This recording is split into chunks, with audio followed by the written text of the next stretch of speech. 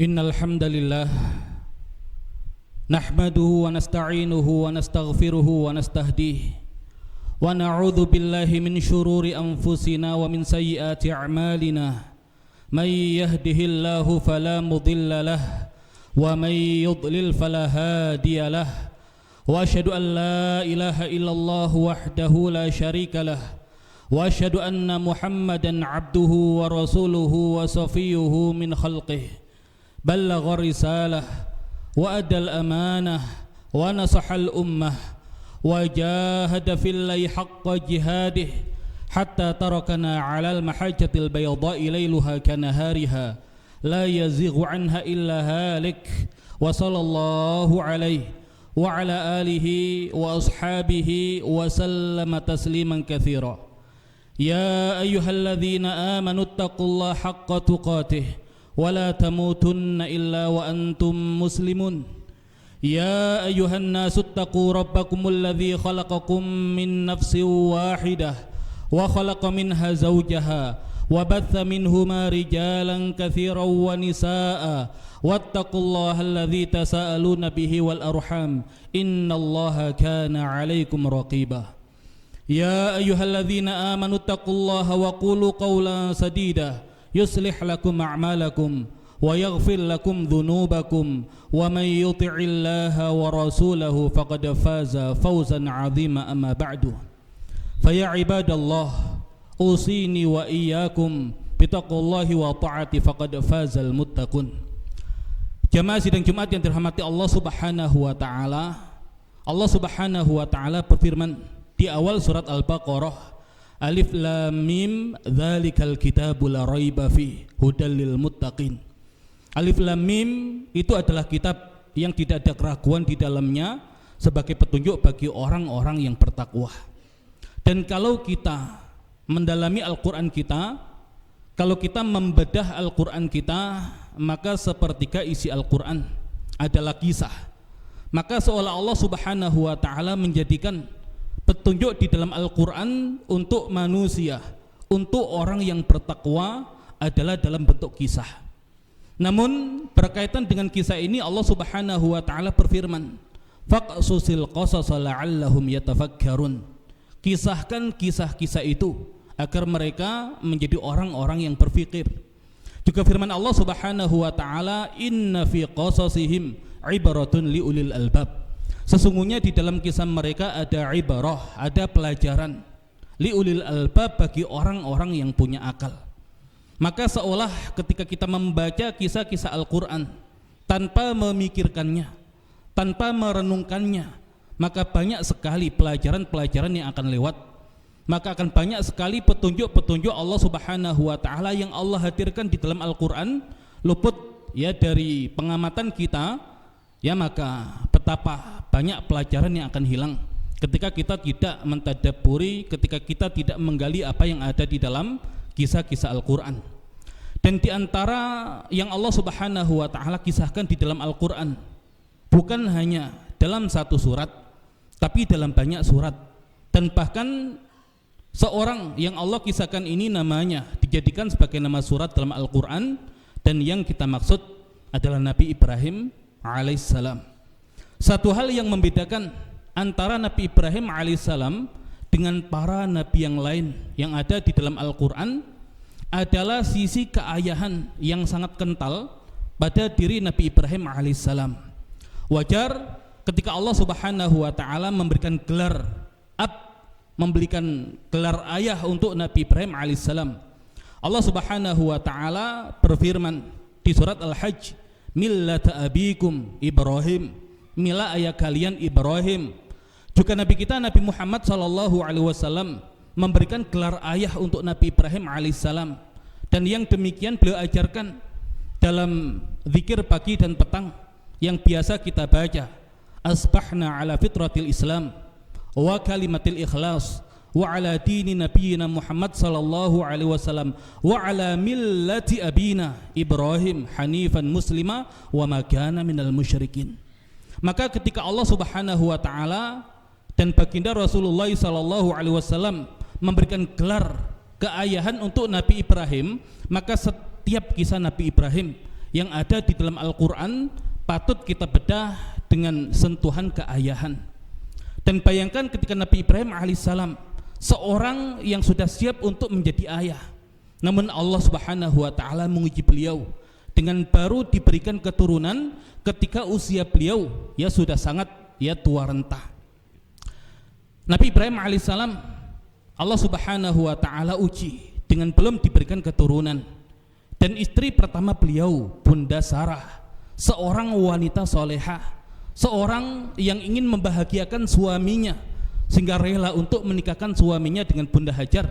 Dan ketika Allah Subhanahu wa taala anugerahkan putra untuk Nabi Ibrahim alaihissalam dari Bunda Hajar, ternyata oleh Nabi Ibrahim alaihissalam Nabi Ismail tidak dididik di negeri Syam, tidak dididik di Palestina, di mana Palestina dan negeri Syam adalah wilayah dakwah Nabi Ibrahim alaihissalam. Namun justru oleh Nabi Ibrahim alaihissalam beliau ditempatkan di tempat yang sangat jauh, bahkan belum ada manusia, bahkan tidak ada seorang pun yang tinggal di sana. Dan yang demikian Allah Subhanahu wa taala abadikan di dalam Al-Qur'an perkataan Nabi Ibrahim alaihissalam, inni askantu min dzurriyyati biwadin ghairi dzi zar'in 'inda baitikal muharram. Sesungguhnya aku menempatkan sebagian keluargaku di satu lembah yang tidak ada tanaman di dekat rumahmu yang mulia. Jadi bayangkan Nabi Ibrahim alaihissalam memilih untuk menempatkan putra beliau di tempat yang sangat jauh. Dan ternyata Allah Subhanahu wa taala jadikan Mekah menjadi negeri yang aman, negeri yang banyak didatangi oleh manusia, dan semuanya akhirnya menjadi pengikut agama Nabi Ibrahim alaihissalam yang didakwakan oleh putra beliau Nabi Ismail alaihissalam. Kemudian tidak lama setelah itu Allah Subhanahu wa taala berikan kabar gembira kepada Nabi Ibrahim dan Bunda Sarah, dan inilah kebaikan Allah Subhanahu wa taala bagi hamba-hambanya yang berkorban untuk kebaikan pasangannya. Dan ada satu kaidah, al jaza bi jinsil amal, balasan sejenis dengan amalan. Seolah Bunda Sarah ridho, suaminya bahagia ketika punya anak dengan menikah lagi, maka Allah Subhanahu wa taala bahagiakan beliau dengan menghadirkan putra untuk beliau dan juga Nabi Ibrahim alaihissalam. Dan salah satu kisah yang Allah kisahkan di dalam Al-Quran terkait dengan berita kelahiran seseorang adalah kelahiran Nabi Ishak alaihissalam. Dan bahkan Allah Subhanahu wa taala dalam hal ini mengutus para malaikat. Dan Allah Subhanahu wa taala mengkisahkan bagaimana kabar gembira itu disampaikan kepada pasangan yang sudah menunggu hadirnya putra bagi mereka. Namun ketika kabar gembira itu disampaikan, ada satu kesedihan, ada satu kekhawatiran. Apa kesedihan Nabi Ibrahim dan juga Bunda Sarah? Keduanya sudah tua renta. Ketika Allah Subhanahu wa taala hadirkan keturunan, apa iya keduanya sanggup mendidik putranya itu sehingga putranya itu tumbuh dewasa sebelum kedua orang tuanya meninggal? Kekhawatiran yang lain, jangan-jangan putra yang selama ini ditunggu-tunggu ini tidak akan hidup lama. Maka yang ada kabar gembira itu tidak bertahan lama, tapi yang ada ujungnya adalah kesedihan. Namun Allah Subhanahu wa taala melalui para malaikat mengabarkan kepada mereka bahwasanya usia mereka akan dipanjangkan oleh Allah Subhanahu wa taala, dan bahkan keduanya akan mendapati putranya itu dewasa, putranya itu sanggup berkeluarga dan akan hadir keturunan dari putranya itu, yaitu Nabi Yakub. Maka Allah Subhanahu wa taala berfirman, wa mi wara Ishaq Yakub. Dan setelah kelahiran Ishak nanti akan lahir Nabi Yakub alaihissalam. Dan satu hal lagi yang kemudian jarang kita fikirkan, jarang kita renungkan, adalah korelasi antara kisah para malaikat yang Allah kirim kepada Nabi Ibrahim untuk memberikan busyra, untuk memberikan kabar gembira, dengan diutusnya mereka kepada kaum Sodom, kaumnya Nabi Lut alaihissalam, di mana lanjutan dari perjalanan para malaikat itu adalah mereka akan pergi ke kaumnya Nabi Lut alaihissalam dan akan membinasakan mereka, akan mengazab mereka. Maka apa hubungan antara pengazaban kaum Nabi Lut alaihissalam dengan busyra, kabar gembira tentang kelahiran Nabi Ishak alaihissalam untuk Nabi Ibrahim dan Bunda Sarah? Mungkin sebagian akan mengatakan karena Nabi Lut adalah keponakan Nabi Ibrahim. Namun kalau kita lebih jeli, ya kita menggunakan sentuhan keayahan untuk setiap kisah Nabi Ibrahim alaihissalam, maka seolah-olah Nabi Ibrahim dan Bunda Sarah masih khawatir ketika Allah berikan putra untuk dididik. Ya, namun ternyata di dekat tempat tinggal mereka ada satu negeri yang masyarakatnya adalah masyarakat menyimpang. Laki-laki senang dengan laki-laki, perempuan senang dengan perempuan. Ya, sehingga tidak ada pilihan Nabi Ibrahim untuk memindahkan keluarganya ke tempat yang lain sebagaimana yang dilakukan kepada Nabi Ismail alaihissalam. Ya, pilihan satu-satunya adalah mendidik Nabi Ishak, ya, di negeri Syam, di negeri Palestina yang dekat dengan kaum LGBT.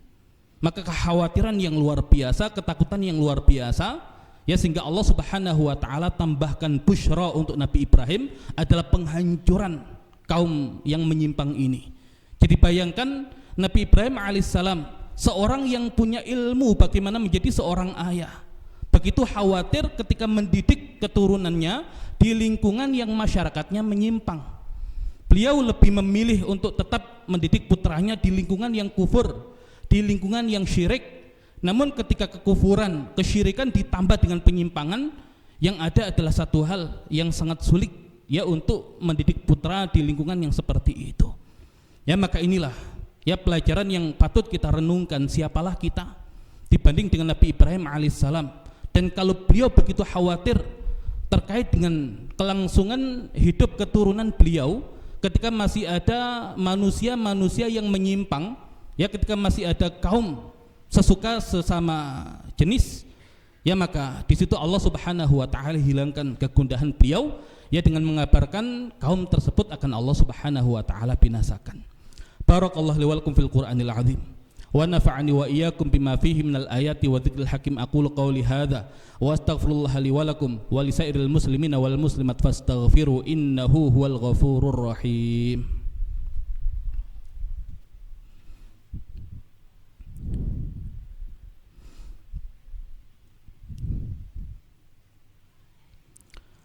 Alhamdulillahi rabbil alamin, wassalatu wassalamu ala asyrafil anbiya'i wal mursalin Muhammadin wa ala alihi wa ashabi ajma'in, amma ba'd. Fa ya ibadallah, usini wa iyyakum bitaqwallahi wa ta'ati faqad fazal muttaqun.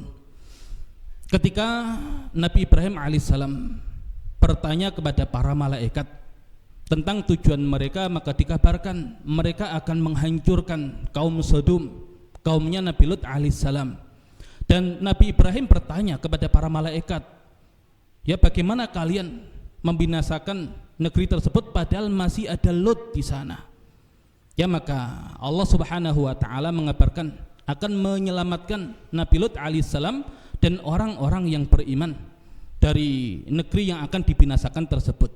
Ya, namun menariknya ketika Allah Subhanahu wa taala mengabarkan tentang kondisi kaum Nabi Lut alaihissalam, fama wajadna fiha ghaira baitin minal mu'minin, dan kami tidak dapati di negeri itu kecuali satu rumah dari rumahnya orang yang beriman. Jadi bayangkan kalau kisah-kisah Nabi yang sebelumnya ketika Allah Subhanahu wa taala binasakan kaumnya, paling tidak nabi-nabi tersebut masih punya pengikut dari orang-orang yang berada di luar rumah mereka. Nabi Nuh alaihissalam masih ada orang-orang yang beriman di luar keluarga beliau.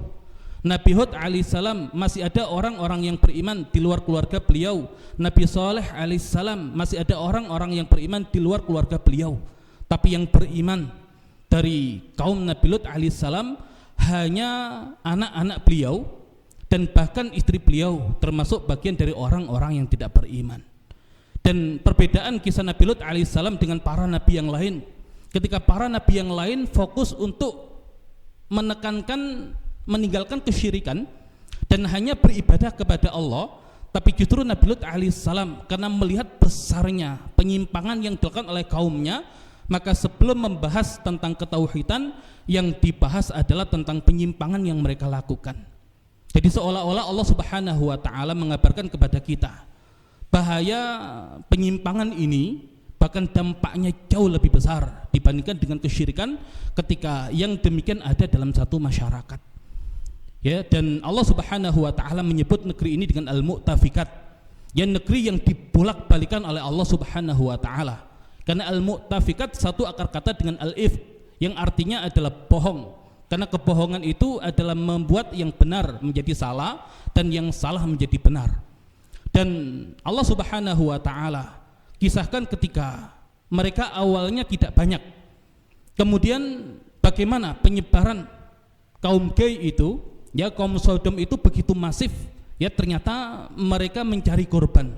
Jadi mereka menangkap orang-orang yang lewat ya di satu jalan, kemudian mereka jadikan korban, dan korban tersebut ya akhirnya menjadi pelaku di kemudian hari. Mereka membuat komunitas. Ya Allah mengatakan finadikumul mungkar, di tempat-tempat pertemuan kalian yang penuh dengan kemungkaran.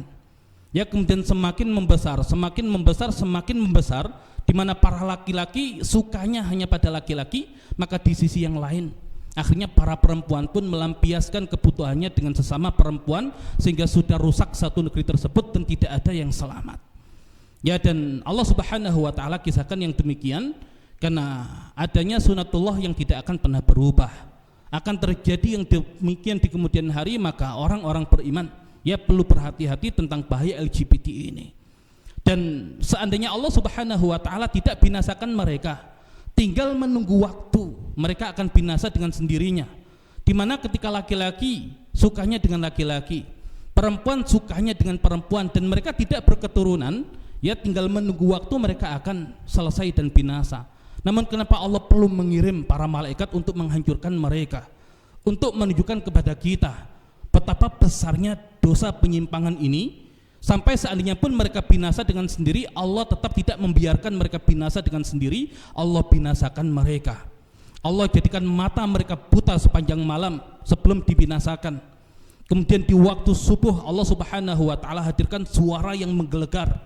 Kemudian Allah Subhanahu wa taala angkat negeri tersebut, kemudian dibalik dan dijatuhkan dari tempat yang sangat tinggi. Kemudian Allah Subhanahu wa taala hujani dari batu yang berasal dari sijil, ya batu yang sangat panas.